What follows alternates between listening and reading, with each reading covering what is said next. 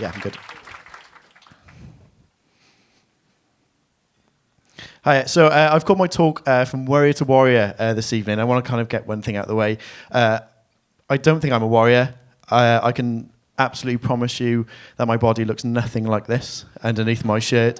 I don't think there's enough CGI in the world that could do it.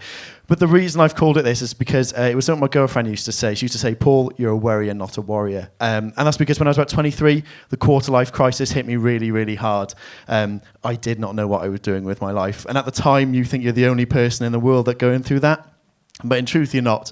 And I kind of felt like I was letting myself down. I felt like I was letting my family down. I felt like I was letting my girlfriend down. And I blamed myself. I said, I didn't work hard enough in school. I didn't work hard enough in university to get that. So I was like, I kind of deserve it. So I thought, right, I'll make a master plan. I'm going to sort myself out. I set myself tiny targets, small goals to kind of get to where I needed to be. And kind of, get onto this path to get a good career. So I started really, really knuckling down in work. I got a promotion to the marketing department, which is kind of where I wanted to work. So again, I kept working really hard. I started doing lots of stuff outside of my work, research. I started paying for qualifications to do, and just like generally working hard. So I started then applying for interviews when I had a little bit of confidence, and I got a job. I got a job at a digital marketing agency called Liberty, and I absolutely loved it. I was like, this is what I want to do. And right there and then, that should have been mission accomplished. But it wasn't. I kept setting these goals. I kept saying, right, I've got to have a house. I've got to earn this much money. I've got to have this type of car. And it was driving me mad. I was absolutely exhausted. I was spending all my time working and working and working because I felt I didn't work hard enough before. And I was exhausted. And I started getting really achy and really tired. And I was actually in quite a bit of pain. Now, this is about September, October time last year. And I kind of said, right, make it to Christmas, you'll be fine, you'll have a break, you'll be okay. But actually, the pain kept getting worse and worse and worse and worse and worse. And I actually checked myself into hospital. I spent all day there. I spoke to a number of doctors. I had a number of scans. I had lots of blood tests. And basically, at the end of the day, they said, Paul, we're pretty sure you've got cancer. I was told I had testicular cancer.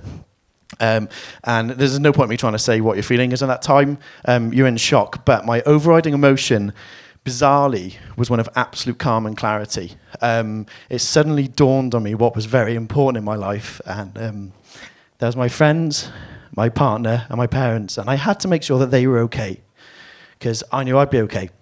I wasn't worrying about salary. I wasn't worrying about a house. And, bizarrely, I was calm. Now, usually at that point, they'd send you home. And that was how serious I was taking things, by the way. That was about a day after I was diagnosed. So usually they'd send you home, but they were quite concerned how much pain I was in. So I had more scans. They found there's a large tumour in my abdomen and tumours in my lungs as well. So that meant I had to have quite aggressive treatment. I spent 3 months of chemotherapy at Valindra, and I had a little bit more surgery. So I thought I'd be okay with this. So when you have that, it's very uncertain. I was forced to think about my future again, but from a very different perspective.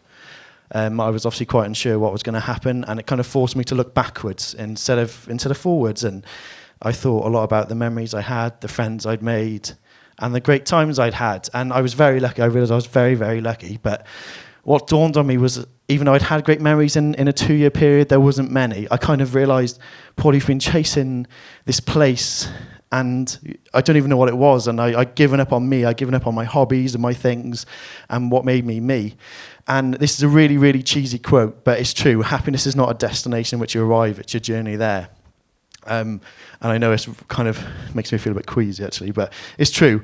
I'd worried so much about being in the right place that I'd given up on me. So this is me now. I tend not to worry about my house or my salary or my job.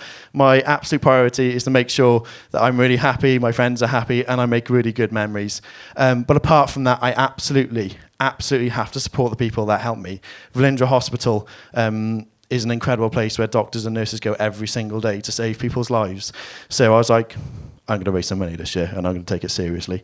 So myself and my friends from work, we decided to come up with the Cardiff Mo Awards. It's been going on all month this month. As you can tell, I don't usually look like this.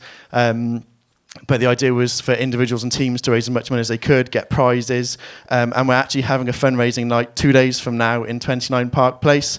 We got some like great on-the-night prizes for best and worst mo, and some raffle prizes, including Six Nations tickets for a Wales game, which hopefully I won't win. But yeah, so if you guys are heading out on Friday night, if you pop along to 29 Park Place, we'll be there. You can come say hi and kind of help bring an end to cancer. Thank you very much for listening to me. When I was ill, I said, when I'm better, I'm going to do an Ignite talk. So it's very good to be here this evening. Thank you very much.